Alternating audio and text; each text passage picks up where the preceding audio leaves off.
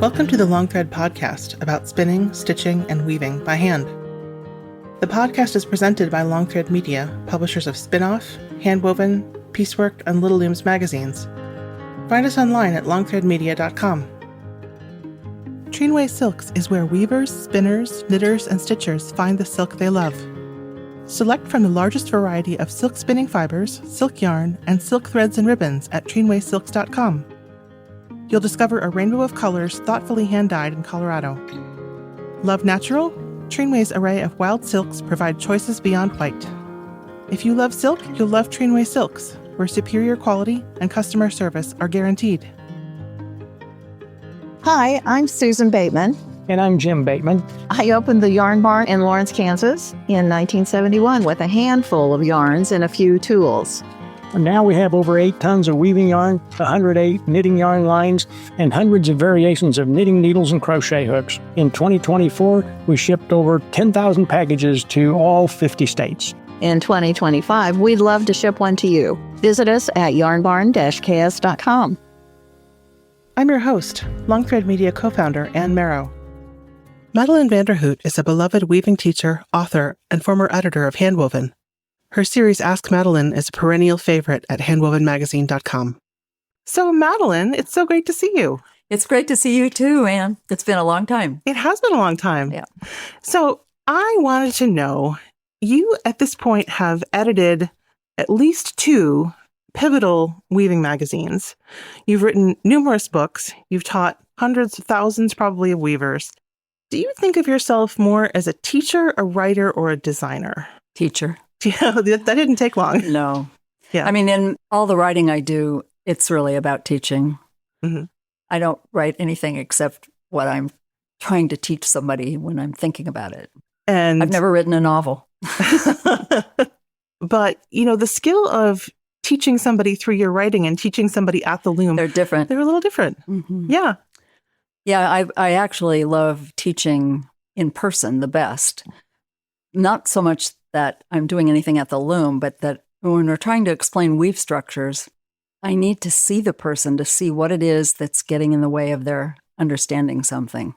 And that's my favorite thing in this world to do, is to figure out where that is and say the right words that make them go, oh, yeah, okay, I get it. That light bulb. I love that. That light bulb moment. Yeah, and if they're doing that with anything I write, I never know it. I can only hope for it. Yeah, that's true. But when I write, I think about that too. I think about what kind of words can I use for this that will make someone understand it, that has all the parts. I mean, weaving is way more complicated than most people ever realize who aren't weavers.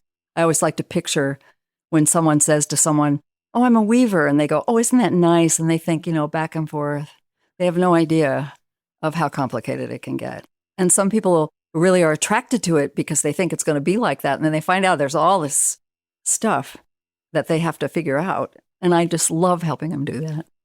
One of the series that you wrote for Handwoven magazine for a long time was called The Draft. Yes. And so you would pick one structure and go into great depth. How did you choose which structures you were interested in talking about? That's a good question. I think a lot of times they asked me which ones they wanted me to do, or it was related to the theme of the magazine. Mm-hmm. But it would usually be of course, you can't do a structure in depth in 3 pages. No.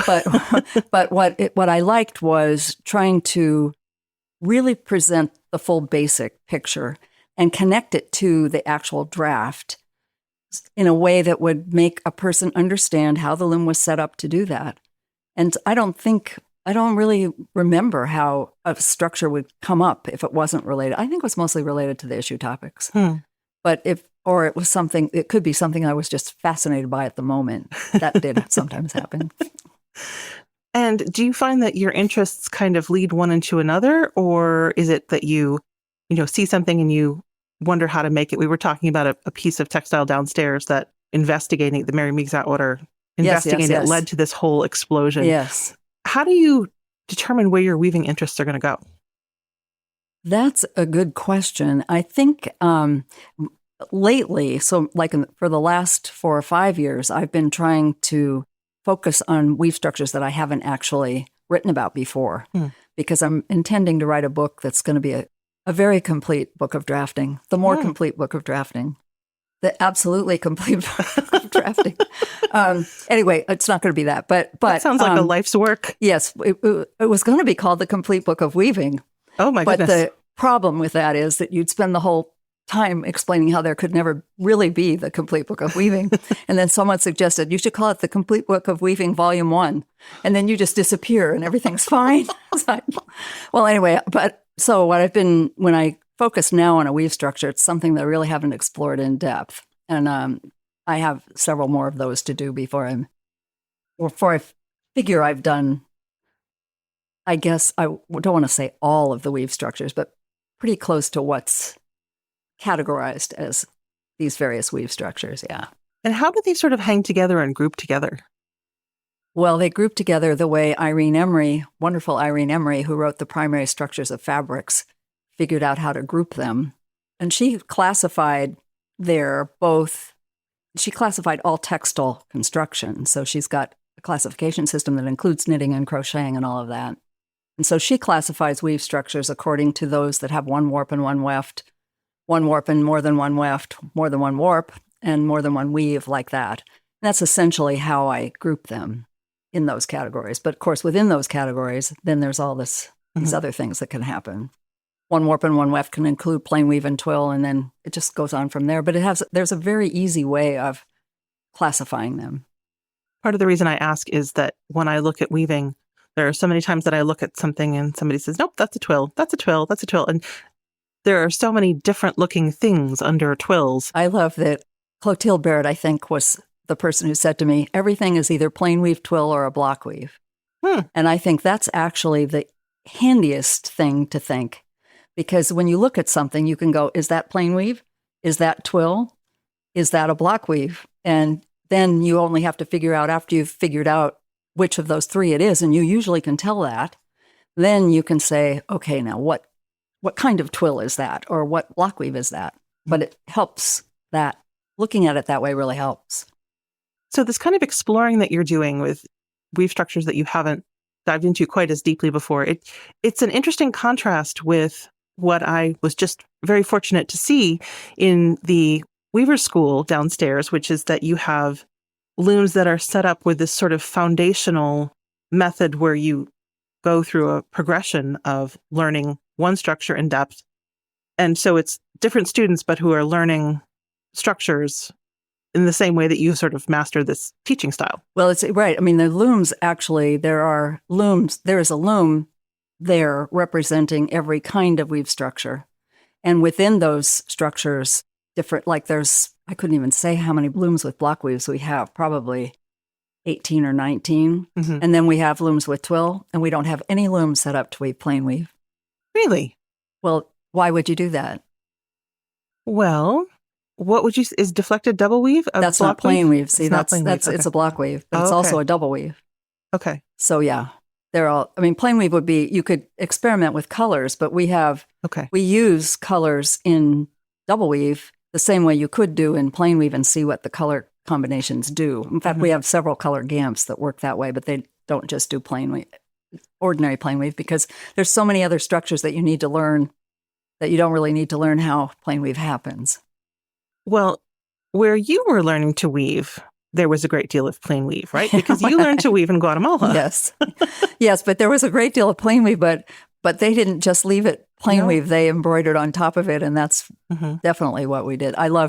When we went there, we followed all the, like if you go to a marketplace in Guatemala, any of the towns, people come from all different villages there, and you can see the typical weaving of the huipiles that the women wear in one village. In that village, you could go to that village and see them and keep going. We followed all huipiles all over Guatemala until we found the one that I thought that had the most elaborate embroidery system. Oh. And then that's where we lived for a year, and I learned how to weave there. But that was nothing plain about that weave. Yeah, but it was wonderful, yeah. So did you find yourself in Guatemala and decide to learn to weave? Or was it something where you thought, I want to go learn to do this in this place? Oh, no. I mean, when we went, we went because I had gotten a sabbatical from the Oakland Public Schools to prepare. I'd taught there for 8 years, and then I got a year off to plan a course for the Latino students who were moving into the Oakland area at that time in the high school where I was teaching. And so my husband was also a graduate student in anthropology. And so he was working with Laura Nader, who is specialized in parts of Mexico. And so we decided to go to Mexico for both of those purposes. And it was in Oaxaca where I saw someone weaving for the first time. We were sort of Berkeley hippies, and we had lots of textiles in our house, more than furniture. Mm-hmm. Beanbag covered chair kinds of textiles and textiles on mattresses and stuff. Anyway, so we were definitely in love with textiles. But when I saw someone weaving, I just couldn't believe that a person could do that. Mm-hmm. And so then we followed all the weave peels around until I found out someone who would. And then I said, okay, so I want to learn how to weave. I came into the village in Nebac in Guatemala. And I said, I want to learn how to weave. And the person I said that to first said, oh, Chooch will teach you. So then I went around and said, where's Chooch? And somebody said, well, she's over. And I kept following Chooches around until I found out it meant mother-in-law. And so or maybe it meant mother. Now I can't remember. But then I did finally find a Chooch that did teach me. And so I spent the year there weaving. And then I was totally in love with it. Wow. And what kind of weaving, what is the specialty there? Do they do a sort of a transparency? It's all backstrap. No, it's very warp dense and then embroidery on top of it. Yeah, it's beautiful. Wow. And I did weave some of that, but when we came back, because we had loved living in Guatemala with no electricity or running water, we ended up being back to the land hippies and went to Missouri, where we then we subsistence farmed. Sure. Ha, ha, ha. I ended up teaching in Missouri, too, because we couldn't support ourselves. So teaching is something that goes back even farther than weaving. Oh, yeah. Teaching, right. I taught right out of college. Wow. Yeah. Yeah.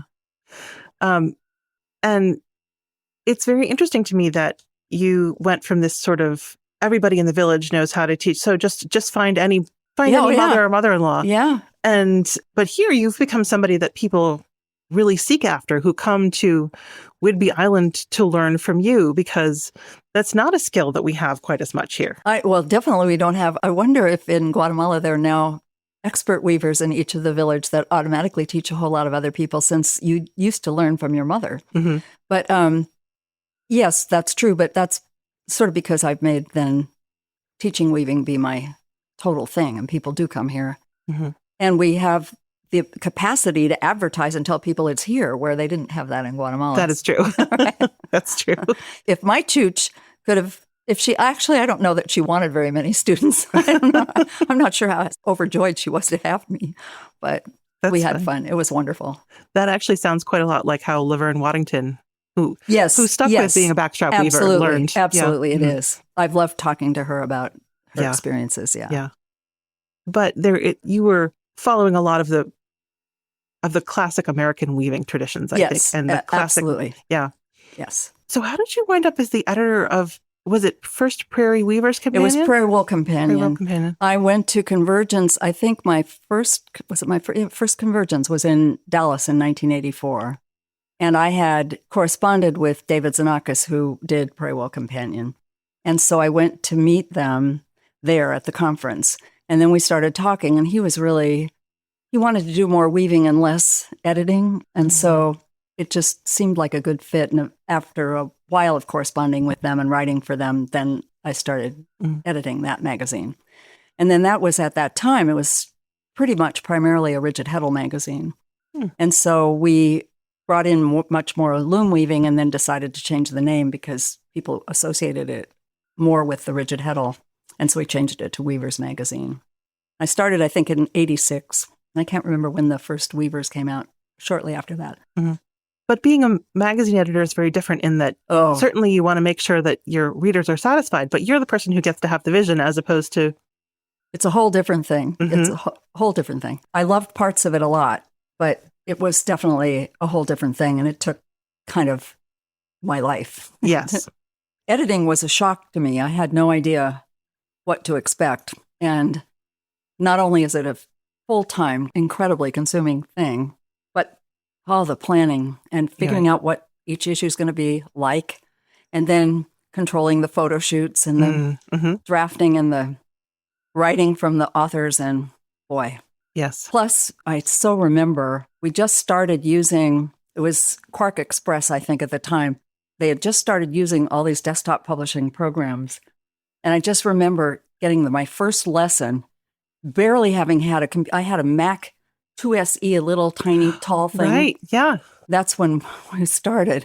And it was just an incredible transition going. I remember the first fax machine.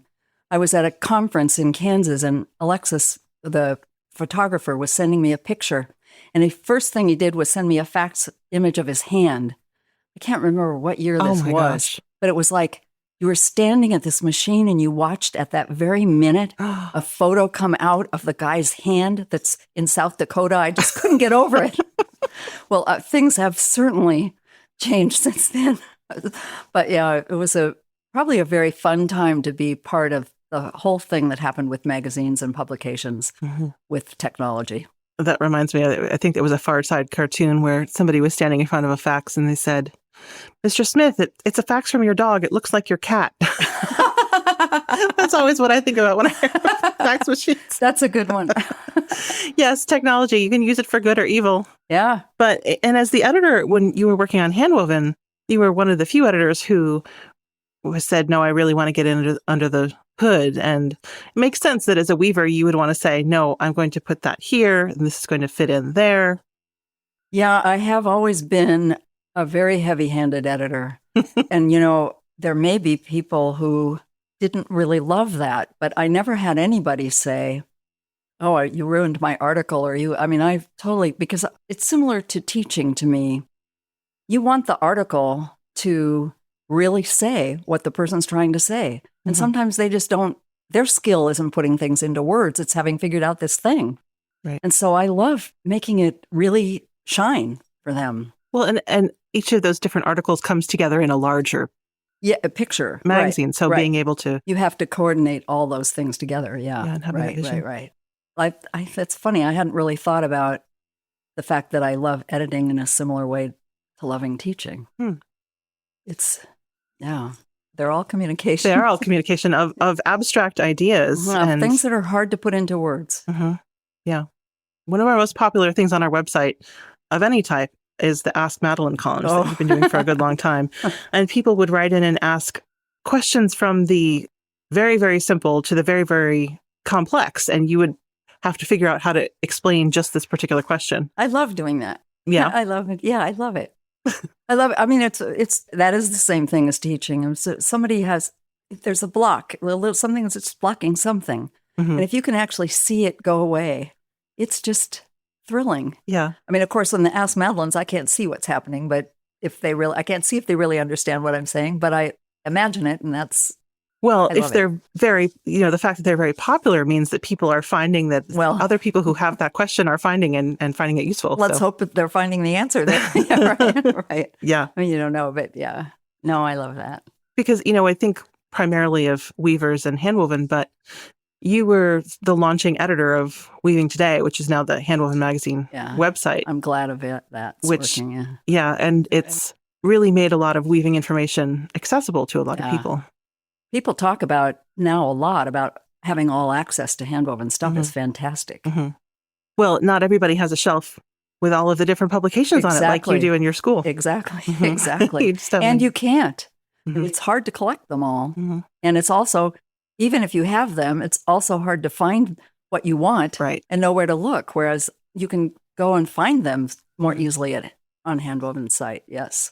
And I think one of the things that's difficult about weaving is, if you're looking at Men's Health magazine, there's not really a need to keep it because it, oh, absolutely. Yes. If you get it for a year and they change the year, you wouldn't really, aside from the stars. But for weaving, there's such complexity that being able to serve people who are just coming in and people who have been doing it for ages, it's a lot to put into one publication. Absolutely. No, right. Do you think that there are things that weavers at every level struggle with? Yes, I do. I don't think you ever know it all. Is there something that beginners and advanced weavers both struggle with? Do I ever get better selvages, Madelyn? If I weave long enough, will I finally have good selvages? Yes. Okay. That should happen. That's more the selvage thing. You could tell somebody sort of how to do that, but more that's practice and showing people. So that's the real hands-on stuff. I mean, you can't do everything in weaving by theory. Right. You have to do some hands-on. Yeah.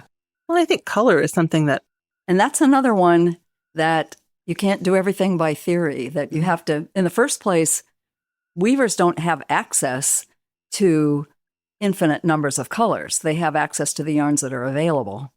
And so you can have a lot of color theory that you hear this color goes with that color, but until you put them together in a particular weave structure, you really don't know.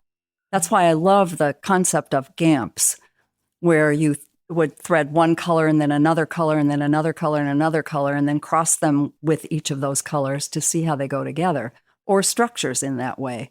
And I love one of the things that's complicated about weaving, extremely complicated about weaving, is that our vocabulary is not really, has never been organized by an academic senate so that we say words that people universally accept and understand the origins of. what do And you we mean? have the word gamp. Well, because these words we have, you know that by, if you were do spelling bee in the New York Times, they do not take any weaving words at all. Really? Like heddle. They don't know words. I can't even tell you the millions of words they don't know. But they probably would have gamp in there, I guess. But gamp, we get the word gamp, with that threading those separate things, from Charles Dickens' novel, Martin Chuzzlewit. Because in it, there's a character named Sari Gamp, and she has a big black unwieldy umbrella. And that's why we have the name Gamp. I missed the connection. What? Yes, you missed the connection. So I read the whole book to find out the connection, and it's just a big black unwieldy umbrella. And then in England, a gamp meant a big black unwieldy umbrella, and that's why we have the word gamp. And the only thing I can think of is an umbrella has sections. Oh. But see, we have words like that just don't slay the reed, S-L-E-Y. I mean, Right. we have all these words. Set with two T's. Set with two T's. Yeah, why is that? And you can look up all the origins of those, but they're not under any kind of controlling.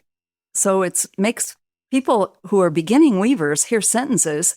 And actually, a lot of the words we use, if we're using the word block, like block weave, or even the word pattern, where we mean pattern and background, not pattern like a dress pattern. Right. We use words in different ways that are used normally, different ways from how they're used normally. And so then people think they should understand the sentence because they understand all the words, but they don't really know how they're, so that's all that involved. I did an episode with someone who's an etymologist. I always say Yeah, entomologist. see, there you She's go. an etymologist. Right. And we talked about all of the different words, textile words that we get. You know, muslin is related to Muslim, and damask is related to Damascus. Yes. But it had never occurred to me before that the airport shuttle is from a weaving shuttle. Yes. Like, why had that not occurred to me before? Yeah. It goes back and forth. Yes. Yeah. No, there are lots of, right. It's, we've given language a lot of words too, as well as taken them. Right. Right. Yeah. Right. Yeah. Right. So when people come to your school, what sort of level of weaver are they? Well, I have two levels. I teach two levels of classes, Weaving 1 and Weaving 2. And in general, Weaving 1 can be anybody who has never even woven before at all or seen a loom. And plenty of people come for whom that's true. Or someone who wants to brush up on basics, like we warp a loom in class then. And then we do an overview of weave structures. And then Weaving 2 is basically a much more in-depth study of the weave structures, including, we work all the time with the students on technique for selvages and so forth. But the class material is based on those two levels. But we have people coming back in Weaving 2 who really are more advanced than they need to be for that class. But they love to weave. And we just were talking about how the school's been in practice for 40 years. If we were to start to do it again, we'd have a limited number of times that you could come back. But it's too late now. Yes. I do love the actual teaching part of the school is what I really do love. They love the fact that they can come and weave on all these looms that are already prepared. But what I love is seeing people understand stuff. Because I think people don't necessarily realize that weaving is essentially a 4-dimensional thing because you have X, Y, and then, but there's also the time and what order you do things in. There's a million elements. Right. I know. So do you get to do much weaving for fun? Do you ever sit down at a loom and say, I just want to make this thing, or I just want to play with this thing? Or do you always find that you're planning a lesson or planning a chapter? I'm always weaving for a purpose. Yeah, not to weave. I've never woven anything to have a thing. That's just funny. I'm thinking about it. I've never have done that. I mean, I've woven things that are things, but they have another purpose to see how this weave structure works, to see how it works in these yarns, or to enter into something. And I was just thinking about that. I like the learning part. I just finished studying something it's 4 blocks of double weave on 4 shafts, and I've woven a few miles of that, and now I understand it, so I can read it. So you said that you mostly weave for the knowing and understanding, but I know a lot of people who've woven your designs. For example, that black and white, really vivid deflected double weave. Yeah. Do you have fun designing? Oh, I love it. Yes, I love it. I don't even think of it as designing because I'm usually just trying to figure out how a weave structure works. And so I set up something that will make that happen. And and then see what you can start with: a new structure, a new threading, a new something, and then look at all the things that you can do with it in terms of color and different trebling systems and stuff like that. I love all that. The idea of working is just really interesting to me. And I think it's kind of an indication of what weaving is like. I don't really wonder how knitting works because there's really only 2 stitches.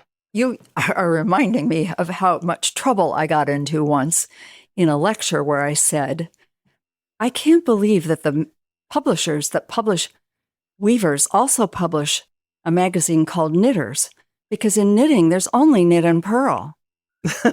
And there was an incredible outcry. Well, because it's not about, weaving is really like, there's the warp, as somebody pointed out to me after that, a warp thread is only up or down. Yeah. It's the same thing. I mean, you've got the complexity all comes in different ways in each of those things, but the complexity is definitely there. Yes. It's just that in weaving, so many things, with the shafts, things happen at the same time. Yes, that's right. Well, that's right. You do the knitting thing 1 stitch at a time. Right. That's what I should have said in that talk. Yeah. Yes. It's true, though. There is sort of a little rivalry. There's a little thing there. Yeah. I remember Linda Ligon saying to Ann Budd, who is an incredibly accomplished knitter, that, well, weaving is like getting a PhD in knitting. And Ann thought, well, excuse me. That's cute. Yeah. Yeah. But it does, the whole business about 10,000 hours. Sarah Lamb told me once, 10,000 hours and a weaver doesn't really know anything. Oh, that's a really interesting sentence. Yeah. And she does mostly plain weave. Yeah. I mean, not that she couldn't do more, but she's found so much to explore in plain that weave. You can explore, yeah. No, absolutely. In terms of set, materials, colors, yeah. Yeah, absolutely. Yeah. Right. I think one of the videos that you did a number of videos, which you do get to show things and talk through them, but you don't get the aha moment necessarily. But one of the videos that has been the most popular and enduring, I think, has been your video on warping. Good. I'm glad. Yes. Yeah. Because just that getting started. Yeah. Yeah. I like in the Weaving 1 classes here, we warp a loom together as a class, doing each step rather than having each of them warp a loom. We do it together so that they can see absolutely every step. Warping is one thing that's very hard to tell someone how to do. It's much easier to have them actually feel the doing of it. It's much easier to mess it up, is what I found. It's very easy to mess it up no matter what. Turn a little bit, yeah. It's not turning right. Maybe nope, that broke that thread. Yeah, there's lots of things that can go wrong. Yes. Yeah. And I remember at my first convergence, which was in Milwaukee, you and Susie Lyles, and I know that you guys are great friends. We had the warping war. The warping war, yes. Because one of you did back to front and the other one did front to back. Correct. But these are 2 pretty fundamentally different things, and yet ultimately you wind up in the same place. Well, of course. And I think really the basic reason for picking one or the other, when you look at your loom, the thing you're going to spend the most time doing is threading. Mm-hmm. And some looms, it's very comfortable to sit in front of it. And so you would want to be warping back to front so that you're sitting at the front, pulling the threads through the heddles and the reed. And for other looms, like especially like the baby wolf, the back beam comes off. It's easier to thread sitting at the back of the loom. So then you would do front to back. And that's really the main reason I would choose one or the other. That's very interesting. I always thought it was a how you learned and a sort of a dogmatic, this is better. That's how Sharks it ends and the up Jets. turning out, is that because people learn one way and then they can do that way. They know all the steps. And so then when they try the other way, they have a hard time, but it's not because of the way. It's because they're doing it for the first time. And so you get stuck on your way, I think. Yeah. Yeah. But you should be open to learning both ways.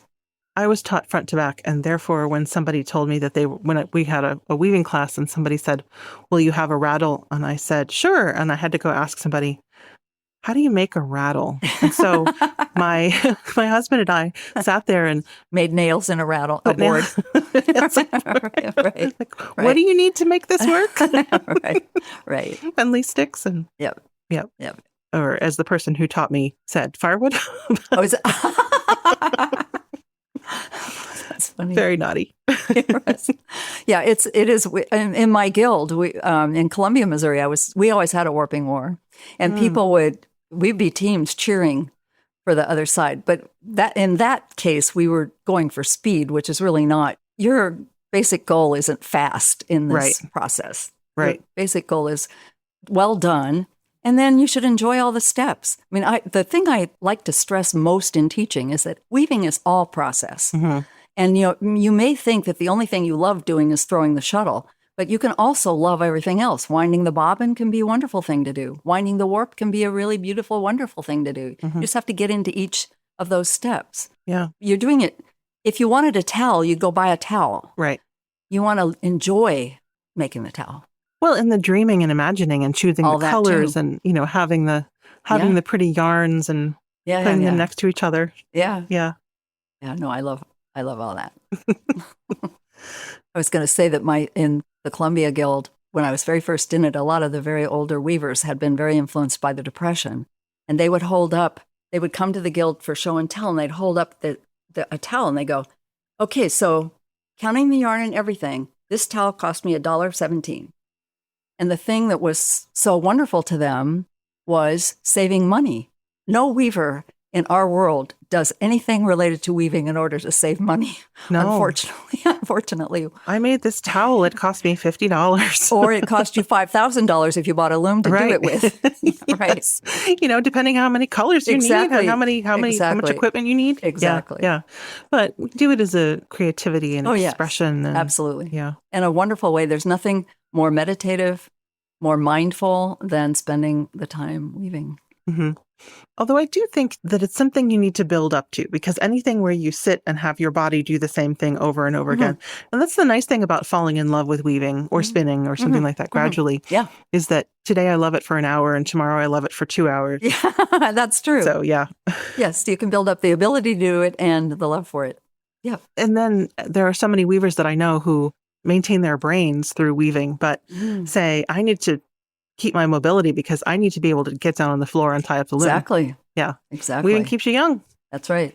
I mean, it does require, it's physical. It really is. You do a lot of bending over, moving back and forth, a lot of upper body work. And if you work on your posture especially, you can make that really good. Yeah.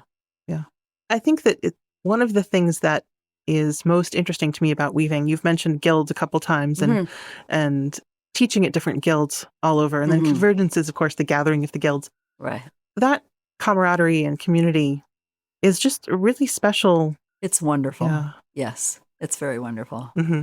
I love the guilds everywhere are so open-armed, welcoming to every weaver coming in. I always say when people go, oh, yeah, I need to get a book or I need a loom or I need a something, go to the guilds.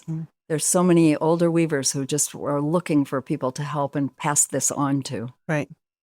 I think it can be difficult to walk into that room for the first time. It's very difficult for the first time, but you got to do it.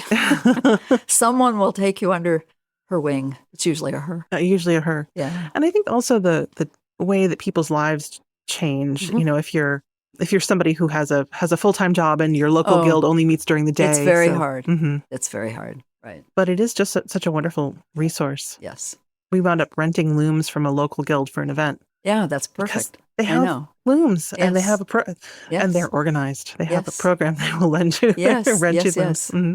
They have a library. Mm-hmm. I mean, you can find every book you would want in guild libraries. Yeah. Yeah. And weavers are keepers too. They're definitely keepers. I feel some sympathy for my guild, which has a lot of people in it in their 70s and above that are going to inherit everything all those weavers. The guild is going to inherit a lot of stuff. Mm-hmm. But that's good because they'll keep it and pass it on. That's what we need. You know, I always say that people who have wine collections don't feel like don't worry that what they're leaving is going to be a burden. So those of us who have crafts and books. Right. It's a good analogy. Yeah. Yeah. Weaving's a little healthier. Yes. So what's on your loom right now?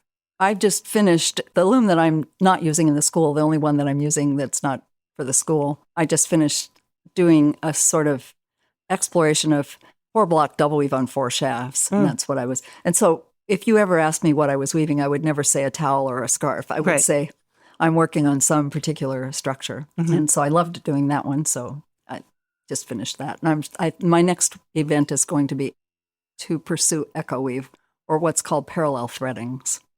It's going to be what I do next. But if you're not weaving a thing, then how do you know if the cloth is successful? Well, you would know since everything is either plain weave, twill, or a block weave. Right. I mean, you would have to decide what the hand is for the use you intend the cloth to be. And you would therefore know that it needs to be set a certain way. I mean, all these weaves are going to have a plain weave base or a twill base or something that you could determine that without knowing anything more, without having woven it before. And so you could make those plans. But if people couldn't do that, then they need to sample and figure it out, learn the structure, then figure out what materials would work for it for the purpose you intend. I mean, there's always those 3 separate things. It's the structure itself, and then the materials you're going to use to pick, and then the purpose. So no one could say to you, it needs to be this yarn, because it depends. So I'm just kind of curious about I'm making certain assumptions about learning to weave in Guatemala, but probably all the folks that you were learning to weave from were weaving for a thing. They were all weaving either what's called a servilleta, it's like a very large napkin, or the material for huipiles. So they were weaving for a thing. Yes. And they always knew what the thing was going to be. Yes. And it was always the same. I mean, they used the same materials and basically the same designs. And they probably weren't charting or drafting, things like that. No. So what was the sort of leap from very hands-on, driven by experience and your hands and your eyes, and what was the leap from that to, more complex cloth also involves a lot of, it's kind of like chess, thinking about what if and if I did that. And how was that change for you to say, okay, I'm going to learn how to draft, for example? What actually happened to me was I had tried to weave on the backstrap loom after I got back from Guatemala. And I was in Missouri, and when I would tie it up to a tree and sit down on the ground to weave, I would get bitten by chiggers. Oh. And so I was very attractive to chiggers. Oh, no. I think I counted 80 bites one time. Oh, my gosh. So I abandoned that. But I had also started teaching school in nearby Fayette, Missouri. And a weaver from Columbia, Missouri, Alice Mae Alexander, I'd love to give her credit for this.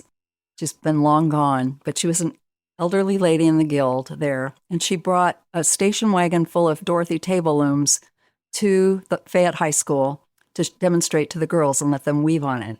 And I walked around there and thought, oh my God, you can weave here. I'd never heard of it or thought of it or anything. So then I ended up, she had also a copy of Mary Atwater's Shuttlecraft Book of Hand Weaving in it, and I thumbed through it, and there were these pictures of coverlet patterns in there. And my husband and I had collected coverlets in Berkeley. Oh. And I thought, I said to her, can you weave, pointing to the Dorothy table loom, I said, can you weave something like this on a loom like this? And she goes, oh, yes. And that was the first lie I heard from a weaver who will say anything to get you hooked on weaving. And I should say, for folks who aren't familiar with the Dorothy table loom, It's teeny. It's about 12 inches wide, and the Yes. coverlet is like 100 inches wide. That's the first issue. The other thing is this only has 4 shafts, Oh, but I knew nothing about anything, and so I was happy to start.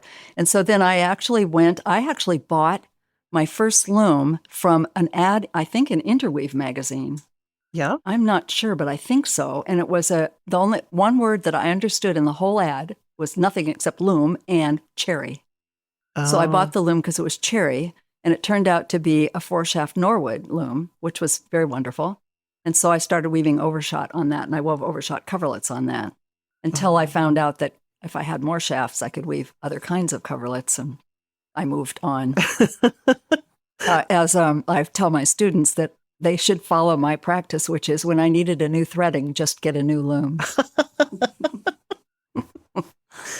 And you must have assembled a whole lot of different. Then I assembled looms. a whole lot of different looms. And so eventually I had to move some of them somewhere. Right. And so we bought the farm next door, and I moved them all up there and started the school. Oh, wonderful. That's why some of them some of the looms I have here have been threaded since then. Same warp, Wow. tied onto, but same threading. So without naming names, when you are looking to buy a loom or deciding which loom you appreciate or want to play with, what are the sorts of things that you look for? Well, Like, that's a really good one. It's essentially you're choosing between jack looms and countermarch looms. And actually, the Louette also has a loom that's called a sinking shed loom, but it just means the shafts go down instead of up. And each of those types of looms has its particular advantages. And so your choices depend a lot on what you want to weave. Like some looms, countermarch, for example, are better for rugs than others. I mean, if you know exactly the kind of thing you're going to weave, then it can narrow the choices for you. I always think you need more than one anyway, so that you would pick one for, like, having one countermarch loom is a wonderful thing, and having one jack loom is a wonderful thing. But you would choose based on most weaving you want to do. And that's one of the great things about going to a weaving school or belonging to a guild. You can try them out. Yes. Yes. You can say this one just doesn't fit me that well. Yes. Or, And guilds are fantastic for you being able to go and visit other weavers and try out their looms. That's true. And there are just so many little tiny changes that can make such a big That's difference. correct. You know? Yes. And everybody has their innovations. Yes. I was very tempted by a table loom recently that has wooden ratchet. It's wood. It's wood. It I wonder if sounds that's great. a mountain table loom. I can't remember Don't think which so. ones, but there have been some wonderful table looms. And they sound great. It just Yeah, sounds good. yeah. Yeah. Because they're being a weaver or any kind of textile person, it's also very much about the feel in your hands. And so you Yes. want to have not only a nice project, but nice materials and Yes. nice tools. Yes, absolutely. Mm-hmm. Unfortunately, everything that you get in order to become a weaver is not inexpensive. Right. It's a big, but you have a lot of one-time expenses, I like to point out. Mm-hmm. You only need one bobbin winder. Mm-hmm. You need more looms, but other than that, few shuttles. And you can have looms that move through. You can have a Yes. loom that's great for a time. Absolutely. And that goes on Absolutely. to be somebody else's perfect Exactly. loom for a while. And that's why guilds are wonderful for that, Mhm. helping that path Yeah. happen. Yes. But there aren't that many pursuits now where you can have a natural material in your hands. And when you're weaving, Yeah. your loom is probably made of wood. Yes. And a lot of weaving is done with natural materials. Yes, absolutely. So, yeah. Yes, everything that you do is really Mhm. connected to natural stuff. It's Right. wonderful. Yes. Now, one of the challenges with weaving, if you are in a school, there's a camaraderie around it. And if you are in a guild, but you're not necessarily weaving while you're in the guild, weaving is kind of a solitary activity. It is. Mhm. It is. There's, of course, pluses and minuses to that. I think mostly pluses, but because you really are totally into a meditative state Mhm.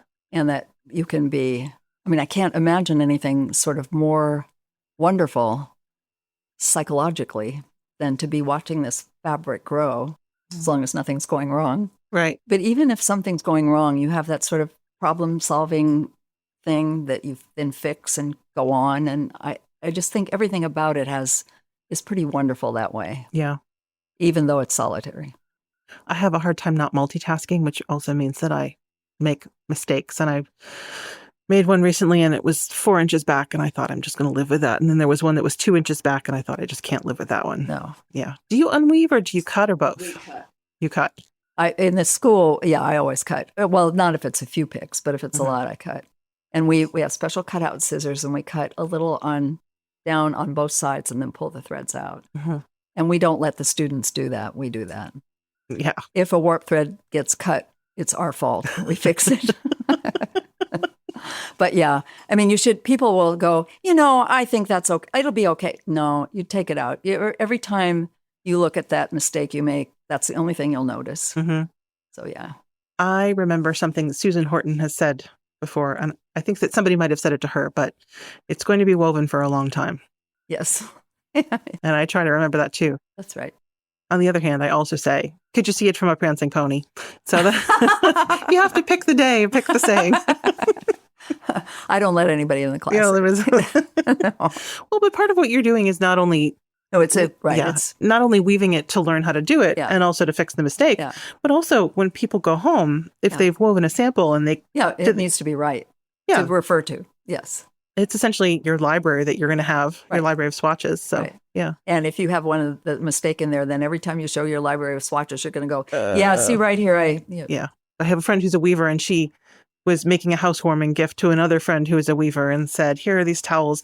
Let me show you all the mistakes I made. And she proceeded to count them all. Yeah. Yes, you could call that a goal to show that you can point out all the mistakes. Well, and I don't know that anybody would have noticed them. Who knows? Some show a lot more than others. Right. But you are the one who notices them. Yeah. And at that point, you should probably cut it out. Yeah. You get the pleasure of weaving it more than once, right? Yeah. Yep. And it goes so fast, that part that you had to redo. You'll never even remember you had to do it. Whereas if the mistake lives there, you'll remember it always. Yeah. I do remember that when it's not just on the loom, but if something in the house and I have to tell somebody to come and fix it, I think, oh, this is excruciating, but I'm going to be looking at it forever. I hate that too. Yeah. So what is your favorite thing to weave with? What's your favorite material? Do you have one? If I were actually thinking about something that I was weaving for use, I might feel differently, but I use 10-2 cotton all the time. Just because almost all the structures I'm exploring do well with that, unless I'm doing something heavily weft intensive, and then I still might use 10-2 for the warp. I mean, it's just and it's available in more colors than any other yarn. All the pearl cottons are available in a lot of colors. Yeah. We're in bad danger, I think, of losing yarns. Right. Because our market is, since industry is not using them, our yarns, it's all up to handweavers to support yarn companies. Like Jagger Spun we're losing. Right. And those are big losses. And so we need to do all we can to buy yarn. Right. Well, in a lot of the industrial yarns, there's so many, it's very hard to get natural fiber clothes. Oh, absolutely. And so then it's hard to get natural fiber yarns. Absolutely. Yeah. Absolutely. Yeah. And unless that changes, which it could, I mean, we still will have to worry about it. So we need to really support the suppliers that are dealing basically for hand weavers. Right. Yeah. The most. Well, Madelyn, I am now, even though I have said I am a rigid heddle weaver, I'm really tempted by all of the goodies that I see downstairs. I should make you weave something down there. I should have you. Let's see. We should do musical chairs or something and have you end up in a loom and just weave something. Twist my arm. Twist your arm. I will say one thing about the rigid heddle loom that's, besides the fact that I totally was blown away by all the things that David Zanakis did with it, besides that, it's wonderful that you can take it places. And that is a wonderful thing. I mean, I'm always jealous of knitters that get to sit there and knit on an airplane. Right. And I could take my rigid heddle on an airplane. You could. Yeah. Yeah, it's true. I think for people who the beautiful thing is that whether you are interested in making a thing or playing with fibers, however you want to engage with it, weaving is big enough for that. So yes. Yeah. Yes. And I just think that one of the things you're doing is making the complex world of weaving more inviting and accessible That's what I and love. enticing. Right. I want people not to be intimidated by it. Mm-hmm. Right. And to see that there's a certain joy. I do love the fact that weaving appeals, and I've said this to my classes a lot, weaving appeals to two really opposite types of personalities, like the engineer type that I think of as the structure pattern kind of weaver, and then the person who's all into the texture and the color texture person, the color and will use the textiles because they want the textile. And it's an amazing thing that weaving has that much to it, so that like the color texture people look at the drafts, these complicated drafts, and go, ew, gosh, it looks like physics, it looks like something. And the structure pattern people barely can deal with which color goes with which color. They're so interested in all those complex interlacements. Yeah. I love that about it. And when you get in it, then you move in the direction that toward the other end, because you need color and texture to weave, and you need structure and pattern also. Yeah. So that both of those things are there, and it's wonderfully mind building. One of the things I've felt really privileged since being in this craft world is to think about the ways that textiles are what make us human. Yes. That they kind of make life possible, and, not to get a little bit too poetic or polemical in a way, but, they kind of make life worth living, to have beauty. It is amazing. I think of that every day, really. Yeah. How much my eyes enjoy resting on a textile. Yeah. Let alone touching it. Yeah. Well, Madelyn, thank you so much for this conversation and your hospitality. Thank you for doing it. It was very fun. Thanks to our sponsors for supporting the podcast. Thank you for listening to the Long Thread Podcast. If you've enjoyed this episode, please rate the show and leave us a comment on Apple Podcasts or your favorite podcast platform. Thanks again.